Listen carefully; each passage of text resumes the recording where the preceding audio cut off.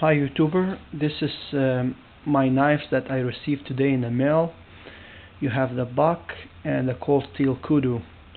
For now I'm gonna just do the Kudu review, and then later on I'm gonna do the buck. You're gonna see it coming next.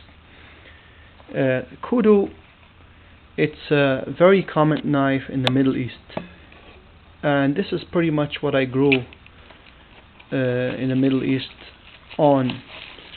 These knives, I was speaking with my dad, I believe it was introduced to the Middle East by the Egyptians, who made a union with Syria back in the 60s. And as cold steel say, it's from South Africa, and I believe that to be true because this knife came to the Middle East from Egypt, which is in Africa. So I believe that to be true. This knife probably injured and killed more people in the Middle East than any other knife in the past, probably 50 or 60 years. 40 I would say. The knife, it's a fairly large knife. For see how large it is. It's 10 inches in length. There you go, let me put it. 10 inches in length. The blade is 4 1/4 of an inch. The handle is 5 3/4. Overall it's 10 inches, as I said. Now one thing I want to say about it, the lock, it's really hard, like no other lock I experience in the Middle East. See, the cold steel say you have to pull it and push it one time, and then you will be able to close it. And let me tell you something, the one we have back home, they were made of wood handle. The lock will not be that strong, and the blade will be cheaper material. It will usually rust on you. But this lock, I never saw any lock in any Kudu like this one. Pretty tough, and it goes clicking. Like if you open it, it will click. And this sound, it was very common sound in the Middle East. I would call it beautiful and at the same time scary. We used to open it a different way than what cold steel tells you to open it.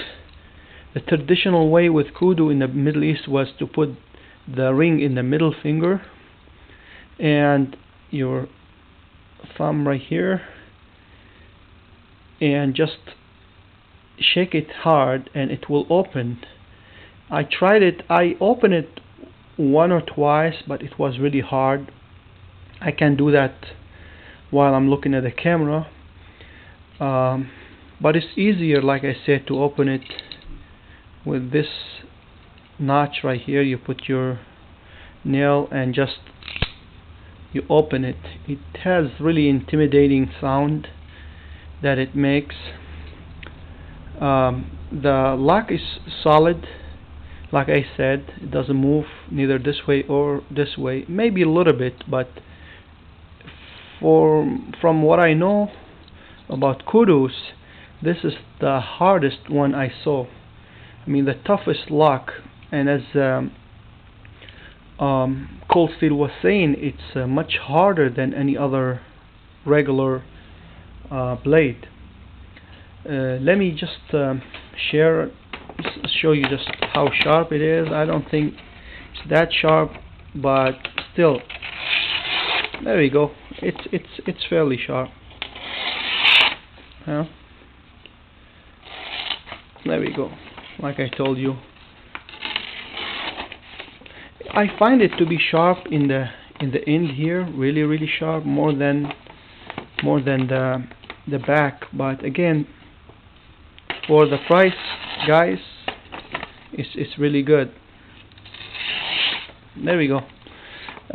Fairly sharp. The steel, I believe, is called 4116 stainless steel, not the best steel you can have, but this one we used it most likely when we went fishing to clean the fish with it, or to skin small animals like a rabbit or maybe some birds, cut them. It's really easy to do that with this knife, 2 millimeter in thickness. It could be applied as a defensive knife also because it has a lot of reach. 10 inches folding knife. This is really large one, and the best thing about it, it's the weight. It's only 2.4 ounces. This is very light knife for the size. If you compare that with the Voyager series, just look it up. The 10 inches Voyager is much heavier than this one, but again it's much stronger, so you gotta compromise, as they say, firepower with mobility, and in this case it is the mobility that Kudu wins, and of course the price will win over most of the knife I know. Thank you for watching my review on this knife. I hope you liked it. Like I said, it brings a lot of memory, and this is gonna be my dad's knife because he loves it even more than I do. Thank you for watching and listening, and I'll come next with a buck. Wait for it. Thank you.